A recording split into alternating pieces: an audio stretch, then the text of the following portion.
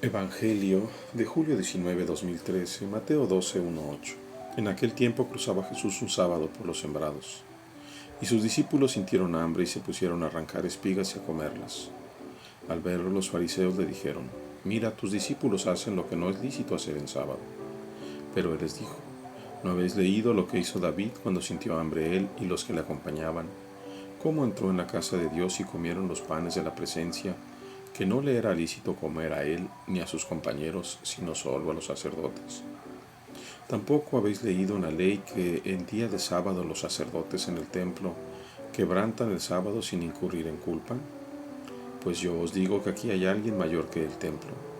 Si hubieseis comprendido lo que significa aquello de misericordia quiero que no sacrificio, no condenaríais a los que no tienen culpa, porque el Hijo del Hombre es Señor del sábado. Palabra del Señor, gloria a ti, Señor Jesús. Los fariseos, aquellos que se creen separados y puros, son rápidos para condenar a los demás. Probablemente nosotros también nos comportamos como los fariseos en muchos casos. Pero Dios les está aclarando varias situaciones. Primero que nada, quiere hacerles entender que no deben de juzgar de esa manera tan dura, y les pone dos ejemplos. Les pone a David cuando entra a comer los panes de la presencia, y también a los sacerdotes que celebran el templo el sábado y no incurren en culpa.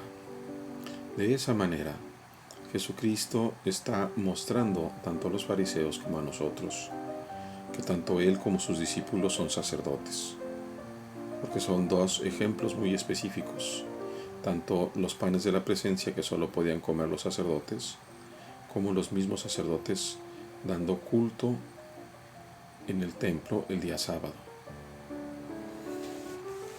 Y después aclara algo todavía más fuerte, más impactante.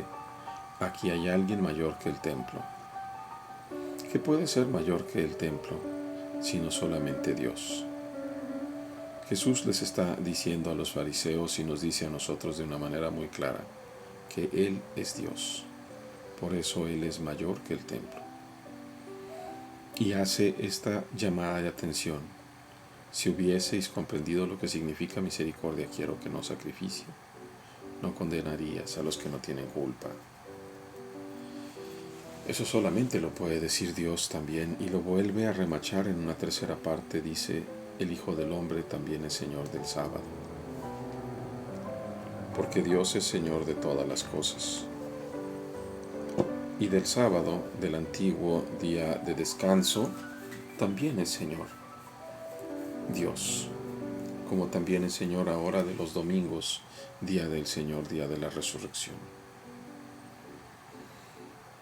Hoy Jesucristo nos invita primero a contemplarnos nosotros en comparación con los fariseos, que no seamos ni actuemos como los fariseos sin misericordia, sino que busquemos justamente ser misericordias para alcanzar misericordia y no condenar a nadie. Que podamos realmente reconocer a Jesucristo como verdadero Dios y verdadero hombre, Dios entre nosotros, y que veamos la importancia de Dios antes que el templo. Dios es mucho más importante que el templo.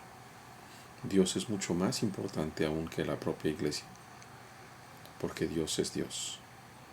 El templo y la iglesia sirven para dar culto al Señor.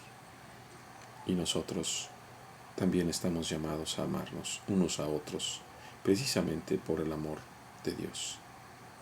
Queridos hermanos, que Dios nuestro Señor derrame su Santo Espíritu de amor como luz en nuestra inteligencia y en nuestra voluntad, para que seamos misericordiosos y podamos comprender justamente la importancia y la centralidad de Dios en nuestra vida.